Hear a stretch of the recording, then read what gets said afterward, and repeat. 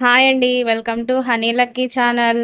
మేమైతే Sunday evening పిల్లల్ని తీసుకొని మార్కెట్‌కి అయితే వచ్చామండి. మార్కెట్ అయితే ఫుల్‌గా బిజీగా, రష్‌గా ఉంది. కూరగాయలైతే ఫ్రెష్‌గా అనిపించలేదండి మాకైతే. మేమైతే కొంచెం ఎర్లీగా రావాల్సింది. మా లక్కీ పాపని కిందకి దించేసరికి తనైతే భయపడుతుంది. ఫస్ట్ అయితే క్యారెట్ అయితే తీసేసుకున్నామండి. మా హనీ, లక్కీని కూడా తీసుకొచ్చాము. వాళ్ళకి కూడా బయటకొచ్చినట్టు సరదాగా కొంచెం రిలీఫ్‌గా ఉంటుందని వాళ్ళని గూడా తీసుకొచ్చాము. ఇక్కడైతే మా హనీ పాప కూడా కూరగాయలైతే ఏరుతుందండి. బీరకాయలైతే తీసుకున్నాము.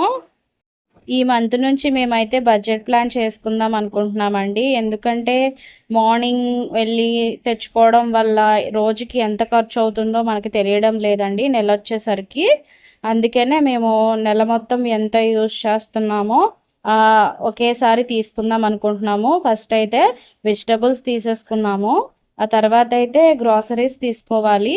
అవి కూడా ఒకేసారి తీసుకుంటే మనకి నెలకి ఎంత ఖర్చవుతుందో మనకొక అవగాహన ఉంటుంది కదండీ!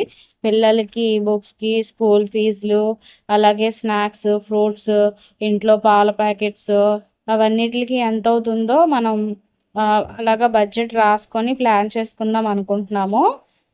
ఇక్కడైతే స్వీట్ పొటాటోస్ అయితే తీసుకుందాం అనుకున్నాము. అస్సలు బాలేదండి కూరగాయలైతే. ఆహ్, అక్కడ అంటున్నారు రేపు మార్నింగ్ వస్తే ఫ్రెష్‌గా ఉంటాయి. ఉల్లిపాయలైతే కేజీ రూ. 30 లోపల తక్కువ ఉంటదేమో అనుకున్నాము. కానీ బయట కూడా సేము ఈక్వల్‌గా ఉన్నాయి. ఇక్కడైతే కూరగాయలు అవి వేస్తాం కదండీ! ఆవులన్నీ ఇక్కడే ఉన్నాయి. మా పిల్లలైతే వీటిల్ని చూసి చాలా భయపడిపోయారు.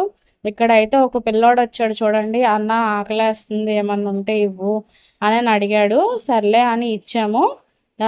20 అని చెప్పాడు బెలూను. కానీ దానికంత కాస్ట్ అయితే ఉండదు. మేమింకా ఆకలేస్తుంది అన్నాడు కదా అనని ఇచ్చాము. ఇంకా రిటర్న్ అయితే అయిపోతున్నామండి. ఇక్కడైతే మా హస్బెండ్ ఎప్పుడూ రెగ్యులర్‌గా తీసుకుంటాడు ఫ్రూట్స్. కానీ ఈ అంకుల్ అయితే ఫ్రూట్స్ అయితే ఫ్రెష్‌గా లేవండి.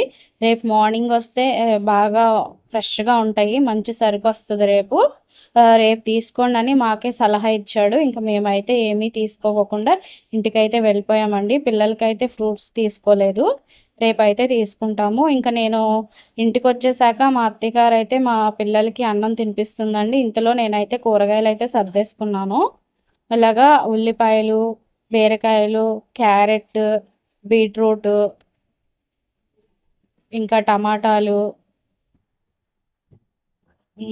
అలాగే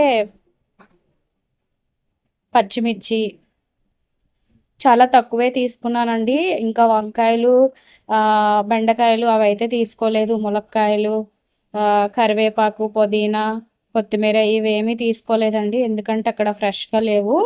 ఇంకా అల్లము, పొటాటోస్, దొండకాయలైతే ఇవి కూడా తీసేసుకున్నానండి. నేనైతే ఈ బాక్సెస్‌ని ఫ్లిప్‌కార్ట్‌లో చేసుకున్నానండి. ఈ బాక్సెస్ అయితే బాగా యూజ్ అవుతున్నాయి.